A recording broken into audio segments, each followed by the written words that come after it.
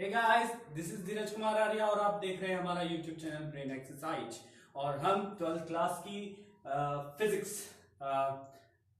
पढ़ा रहे हैं। और फिलहाल हमने अपनी पिछली वीडियो में इलेक्ट्रोस्टैटिक्स में इलेक्ट्रिक चार्ज के कॉन्सेप्ट को अच्छी तरह समझाया है। और उसके बाद आज हम इसमें ही आगे कूलम्ब्स लॉ की बात करने जा रहे हैं। तो फ्रेंड्स, कूलम्ब लॉ स्टार्ट करने से पहले आप हमारे चैनल को लाइक, शेयर और सब्सक्राइब जरूर करिए। फ्रेंड, अपने दोस्तों के साथ जरूर शेयर करिए ताकि उन्हें भी क्या कहते हैं कॉन्सेप्ट्स अच्छी तरह समझ में आ जाए और उन्हें भी ये वीडियोस मिल जाए। फ्रेंड्स, तो वेट खत्म करते हैं और स्टार्ट करते हैं कूलम्ब्स लॉ। तो हमने बात करी थी पिछली वीडियोस पे कि चार्जेस क्या होते हैं, और आज हम बात करने जा रहे हैं कि टू चार्जेस के बीच में फोर्स कैसा होता है। तो कूलम्ब्स ने बताया था कि दो चार्जेस के बीच में जो फोर्स काम करता है वो फोर्स क्या होता है, अट्रैक्शन का भी नेचर रखता है और रिपल्सन का भी नेचर रखता है। ठीक है, द फोर्स ऑफ अट्रैक्शन और repulsion between two charges bodies, two charges body के बीच में जो लगने वाला जो फोर्स है वो अट्रैक्शन और रिपल्सन नेचर का होता है, और ये कूलम्ब्स ने कहा था। ठीक है फ्रेंड्स, तो कूलम्ब्स के कुछ की पॉइंट्स हैं वो हम ध्यान में रखते हुए कूलम्ब्स के जो लॉज है उसको एक मैथमेटिकल इक्वेशन में लिखेंगे और समझाएंगे। तो सबसे पहले देखिए, the force is directional proportional the product of these two charges Q1 and Q2 charges. ठीक है फ्रेंड्स, लेट कंसीडर, तो हमने कंसीडर किया, let us consider two charges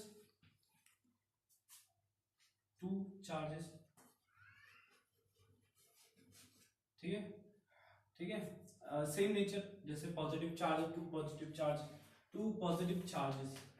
ठीक है, और उनके बीच की डिस्टेंस क्या है, distance between R is a distance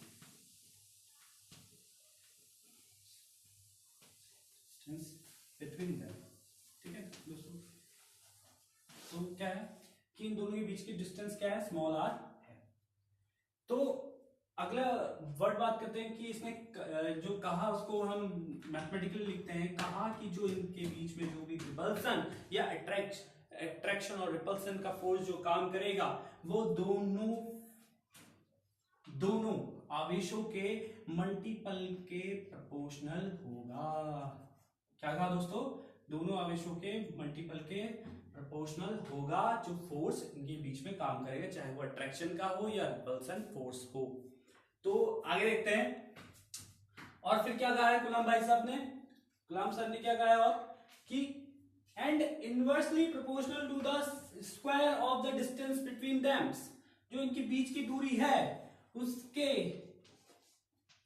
inversely proportional होता है इसके स्क्वायर के। दोस्तों, फोर्स क्या होता है, जो फोर्स है वो फोर्स जो अट्रैक्शन और रिपल्सन फोर्स है between two charges is reciprocal या inversely proportional to a square of distance between these two charges. तो ये दो आपकी इक्वेशन हो गई, इसे इक्वेशन 1 और इक्वेशन 2 हम लोग मान लेते हैं, लेट कर लेते हैं। तो इन दोनों की इक्वेशन को अगर एक साथ जोड़ दिया जाए तो ये कुछ इस तरह से दिखाई देगा। ठीक है फ्रेंड्स, और लास्ट पॉइंट क्या कहा है, it acts along the line joining the two charges consider to be a point charges. तो ये जो फोर्स लगेगा वो इनके जो पॉइंट चार्जेस के जो सेंटर है उसके अलोंग से ही लगेगा। यानी कि अगर ये चार्ज इस पर रिपल्सन फोर्स लगा रहा है क्योंकि सेम क्या है, प्रॉपर्टी के हैं, यानी कि सेम प्रॉपर्टी सेम नेचर्स के हैं, यानी पॉजिटिव चार्ज है। ये चार्ज जब इसको फोर्स लगाएगा तो इस फोर्स की डायरेक्शन इस साइड को होगी, यानी कि सेंटर के अलोंग, इस एक्सिस के अलोंग होगी। जो लाइंस इन दोनों पॉइंट्स को मिला रही है उस एक्सिस के अलोंग इसको फोर्स महसूस होगा, यानी कि ये इस एक्सिस के अलोंग चलेगा। और ये जब इस चार्ज पे फोर्स लगाएगा तो ये भी अपने एक्सिस के अलोंग मूव करेगा, या तो इधर को करेगा मूव या इधर को करेगा। अगर ये रिपल्सिव फोर्स महसूस करता है तो इधर को मूव करेगा, अट्रैक्शन फोर्स महसूस करता है तो अंदर को मूव करेगा, लेकिन मूव करेगा इसी लाइन एक्सिस में। ठीक है दोस्तों, तो ये बात थी। तो इसको स्क्रीनशॉट खींच के नोट डाउन कर लीजिए। देखिए उसके बाद हम लोगों ने दोनों बातें कही थी कूलम्ब्स के द्वारा, उन दोनों को मैंने लिख लिया है। ठीक है, फिर आगे बात करते हैं कि अब जब हम रेसिप्रोकल का निशान या इनवर्सली प्रोपोर्शनल का निशान हटाते हैं तो एक कांस्टेंट आता है जिसे हम स्मॉल के से दिखाते हैं दोस्तों, या के से दिखा देते हैं, के से डिनोट करते हैं। यह है Q1 and Q2 upon R square. ठीक है, this is the Coulomb's law, where जहां पर जो K है इज अ कांस्टेंट। ठीक है, और ये कांस्टेंट है और ये डिपेंड किस पे करता है, depends only on a medium. ठीक है, इट डिपेंड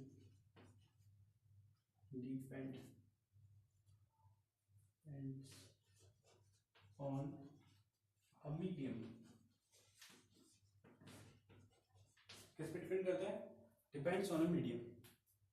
ठीक है, डिपेंड्स ऑन अ मीडियम, ये क्या करता है आपका मीडियम पे डिपेंड्स करता है। ठीक है, तो देखिए दोस्तों इसकी जो वैल्यूज होती है, इसकी जो वैल्यू होती है वो कुछ इस तरह से होती है, 1/4 पाई एप्सिलॉन दोस्तों, एप्सिलॉन और Q1 and Q2 upon R square.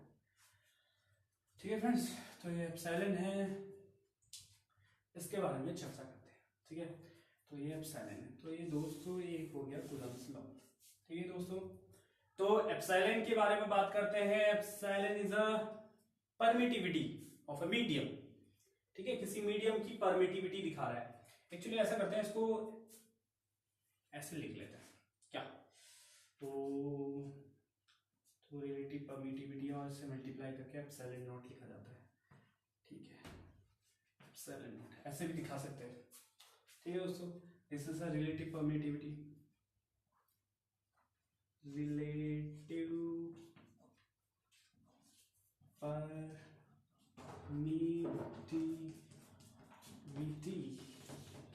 Permittivity, this is a relative permittivity.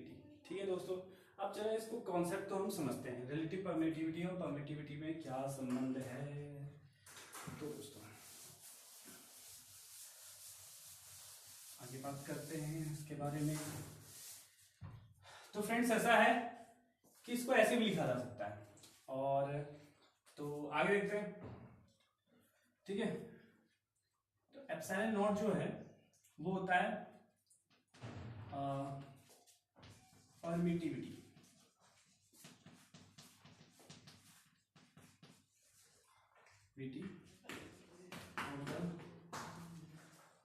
In the vacuum. ठीक है, of the vacuum air and free space. ठीक है, तो उसकी वैल्यू जो होती है, इसकी वैल्यू होती है आपकी 8.854 इंटू 10⁻⁻12। ठीक है, इससे पढ़ते हैं क्या दोस्तों, इससे पढ़ते हैं एप्सिलॉन। क्या पढ़ते हैं, एप्सिलॉन नॉट। ठीक है फ्रेंड्स, ये रिलेटिव परमिटिविटी है। ठीक है, और इसे एप्सिलॉन नॉट, इसे एप्सिलॉन आर करके आप क्या कर सकते हो, प्रोनाउंसिएशन कर सकते हो। तो फ्रेंड्स हम बात कर रहे थे परमिटिविटी और रिलेटिव परमिटिविटी की। जो परमिटिविटी होती है एयर, वैक्यूम और स्पेस के लिए वो होती है 8.854 इंटू 10⁻⁻12। तो ये होती है परमिटिविटी।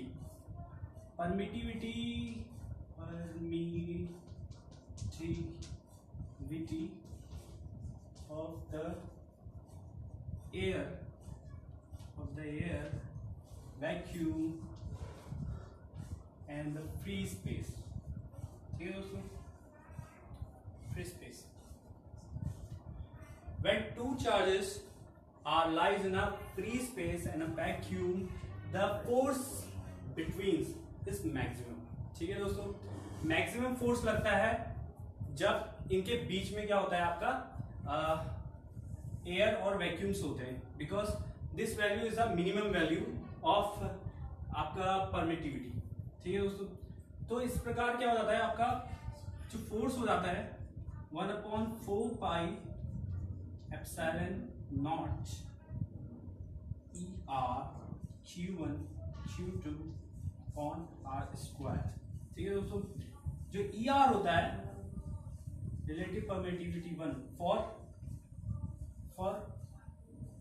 फॉर किस मीडियम के लिए, आपका vacuum, for a vacuum and air and free space. ठीक है दोस्तों, तो आपका जो फोर्स हो जाएगा वो जाएगा 1/4 पाई एप्सिलॉन नॉट। ठीक है दोस्तों, और Q1 Q2 upon R square. Then force R is equal to this value here. This value is 10⁹ Q1 and Q2 upon R square। ठीक है दोस्तों, तो फोर्स क्या हो जाएगा, ऐसे काउंट कर लिया जाएगा वैक्यूम फ्री स्पेस में। जहां मीडियम क्या होगा, वैक्यूम में होगा मीडियम, यानी खाली मीडियम होगा, और एयर भरी होगी या आपका फ्री स्पेस होगा, वहां फोर्स की वैल्यू इस प्रकार से ज्ञात की जाएगी।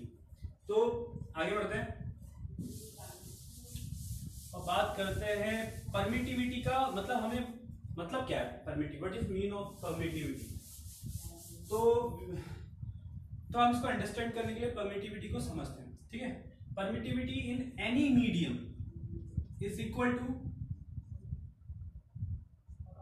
multiple of permittivity in a vacuum and a free space and multiply by a permittivity in relative permittivity। ठीक है, और relative permittivity का क्या होता है, मल्टीपल होता है, यानी कि relative permittivity जो होती है वो permittivity in any medium and upon permittivity in free space या vacuums या आपका air में।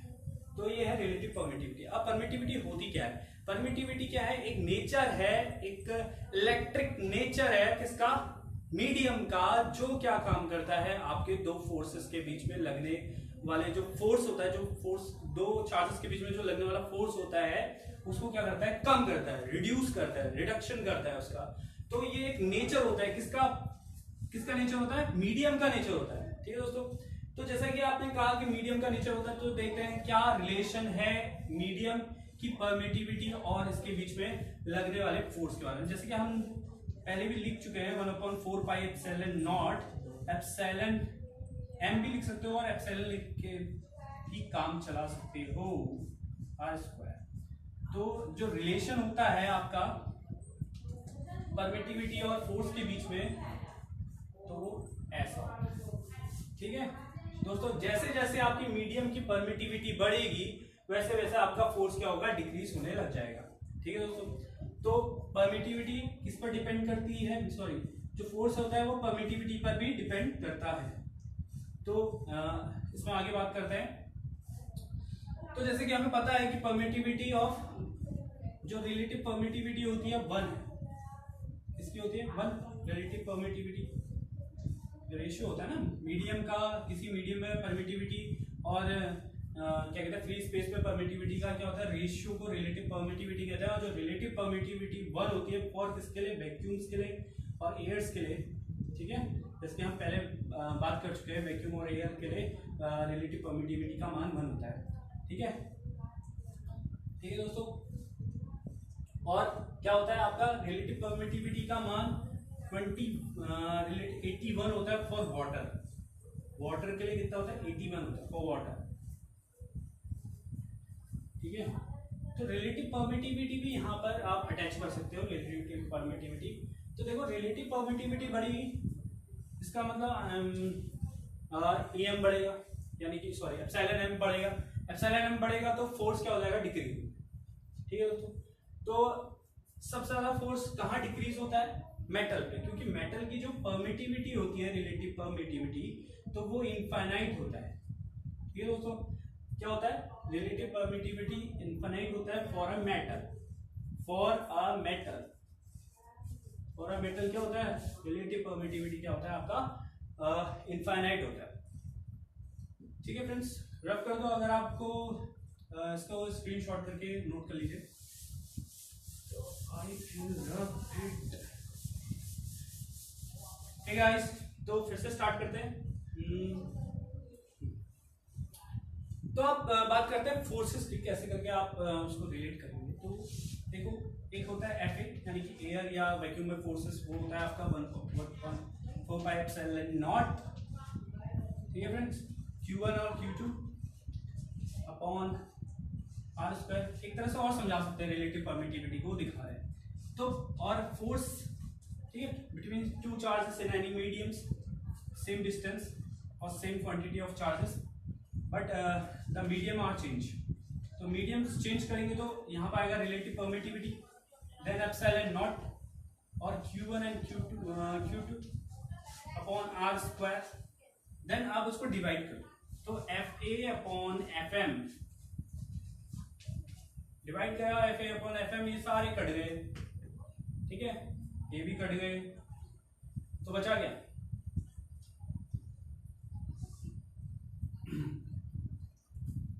1/4πε0, 1/4πε0 से कट गया, तो 1 अपॉन आपका क्या आ जाएगा, एप्सिलॉन नॉट यहाँ पर आ जाएगा, से epsilon naught 1 upon epsilon R. तो एफ ए बराबर आपका बड़ा हो जाएगा फोर्सेस, ठीक है। तो क्या आ गया फ्रेंड्स, एफ ए बराबर आपका epsilon R into F M, ठीक है, या ई आर बराबर F A upon F M. इसे देख के लग रहा है कि जैसे जैसे आपका मीडियम की जो ये होगी बढ़ेगी और ये छोटी हो जाएगी, जैसे मीडियम में फोर्स। तो इस तरह से हम एक टर्म्स और तरह से हम रिलेटिव परमिटिविटी को डिफाइन कर सकते हैं फ्रेंड्स। कैसे?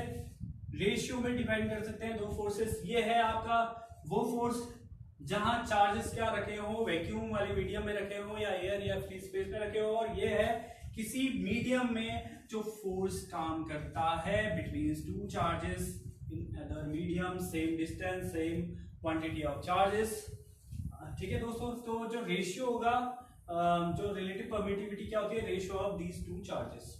ओके फ्रेंड्स, तो इससे पता लग रहा है कि आपका अगर रिलेटिव परमिटिविटी आपकी ज्यादा है, ठीक है, रिलेटिव परमिटिविटी का मान अगर बड़ा है तो आपका एफ ए बड़ा हो जाएगा, लेकिन एफ एम क्या हो जाएगा, छोटा हो जाएगा, ठीक है दोस्तों। तो यानी कि रिलेटिव परमिटिविटी क्या करती है, रिलेटिव परमिटिविटी क्या होती है आपका, ऐसे करके इसको रेशियो से डिफाइन कर सकते हैं। तो इस इक्वेशन से हमें पता लगता है कि एफ ए क्या होता है, बड़ा होता है एफ एम से, दोस्तों एफ ए बड़ा होता है एफ एम से, ठीक है। रिलेटिव परमिटिविटी से हमें ज्ञात हो जाता है, और रिलेटिव परमिटिविटी को आप इस तरह के रेशियो से भी डिफाइन कर सकते हैं। तो आगे बात करते हैं,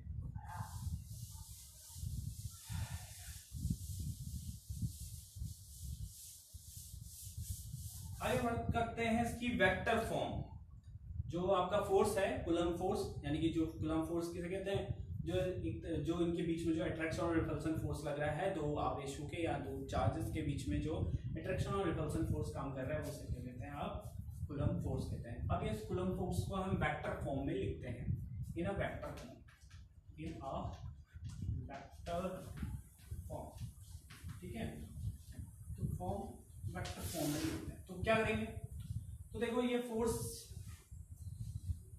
इस चार्ज के कारण, यानी Q2 चार्ज के कारण Q1 पे फोर्स क्या काम कर रहा है, इस तरफ को काम कर रहा है, यानी कि, ठीक है, the force on Q1 charges, repulsion force act on a Q1 charges due to Q2 charge, ठीक है। तो ये हो गया।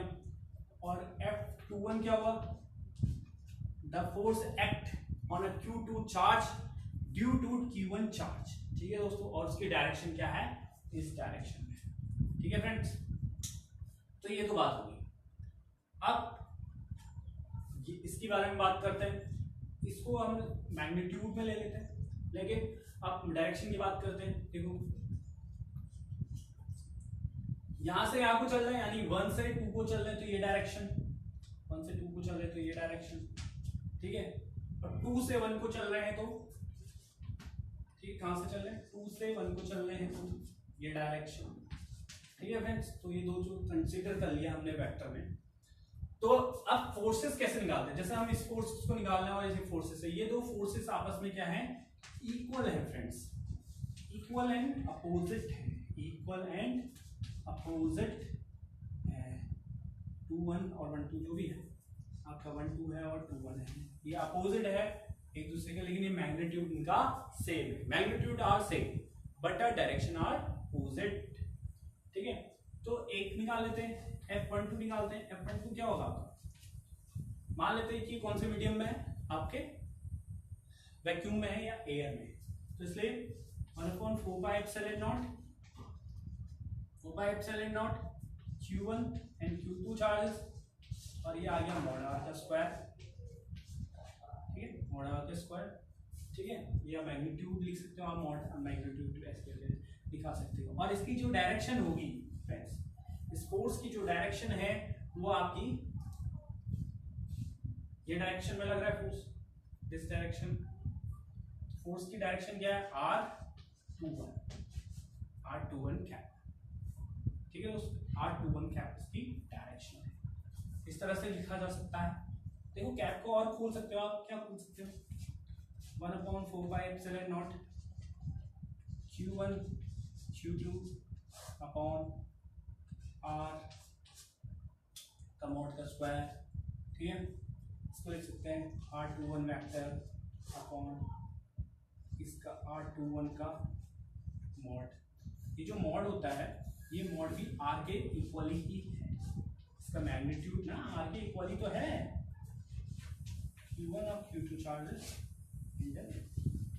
ठीक है, Q हो जाएगा। ठीक है, R21 इस तरह से भी लिखा जा सकता है, 1 2। ठीक है फ्रेंड्स, ठीक है, तो ये क्या है, 2 चार्ज 2 से 1 की ओर को आप क्या चल रहे हैं। ठीक है, तो इस तरह से फोर्स लगता है, और दूसरा वाला भी सेम एज इट आप उतार सकते हो। ठीक है, सेम ऐसे ही कर सकते हो, बस उसमें क्या आएगा आपका 1 2 आ जाएगा, 1 से लेकर 2 की ओर जा रहे हो, फोर्स लग रहा है 2 पर पहले के कारण, जो उसको F21 लिखते हैं, तो इस तरह से आप इसको डिफाइन कर सकते हो। तो इस तरह से हमारा कूलम्ब्स लॉ खत्म होता है, तो आप इसको ऐसे करके डिफाइन किया जा सकता है। ठीक है, तो इस तरह से हमारा कूलम्ब्स लॉ खत्म होता है फ्रेंड्स। और हमारी वीडियो को देखने के लिए थैंक्स, और प्लीज़ वीडियो को अपने दोस्तों के साथ शेयर कीजिए, ताकि उनको भी कूलम्ब्स लॉ बहुत ही इजी वे में समझ में आ जाए फ्रेंड्स। और परमिटिविटी वाला जो सेक्शन है वो बहुत ज़्यादा इंपॉर्टेंट है, तो इसलिए परमिटिविटी वाला सेक्शन आपको याद होना चाहिए। तो फ्रेंड्स, मैं आपसे अलविदा लेता हूँ, फिर मिलते हैं दूसरी वीडियो में। धन्यवाद।